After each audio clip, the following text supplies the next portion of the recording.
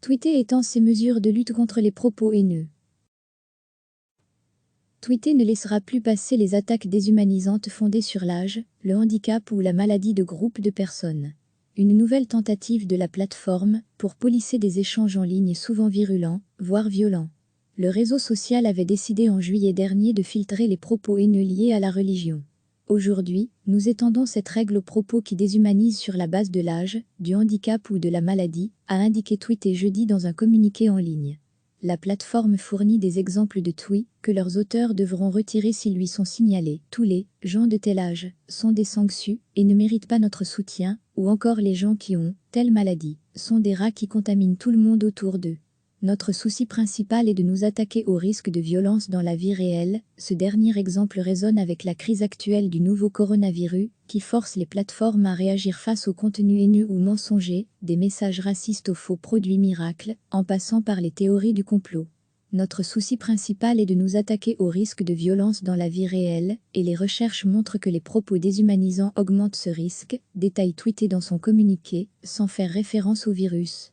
Le réseau des gazouillis pas toujours tendres est engagé dans un mouvement plus large de lutte contre les propos haineux sur sa plateforme.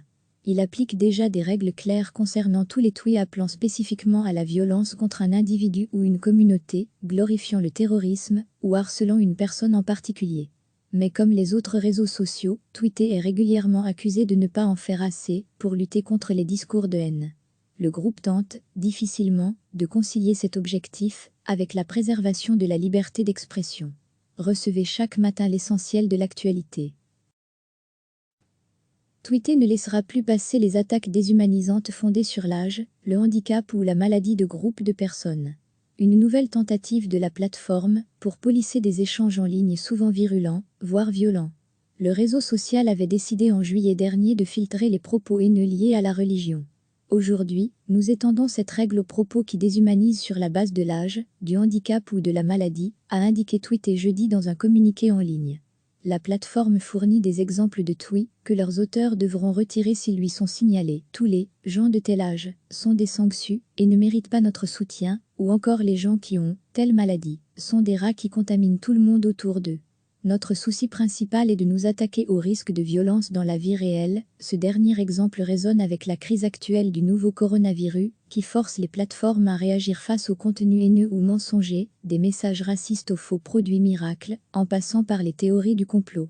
Notre souci principal est de nous attaquer au risque de violence dans la vie réelle, et les recherches montrent que les propos déshumanisants augmentent ce risque, détaille Tweeter dans son communiqué, sans faire référence au virus.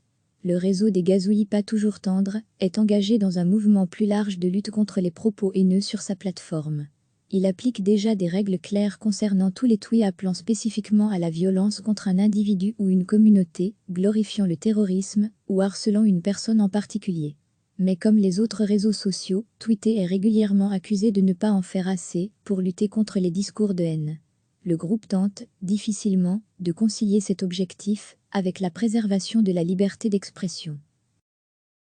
Cliquez sur s'abonner pour recevoir les dernières nouvelles.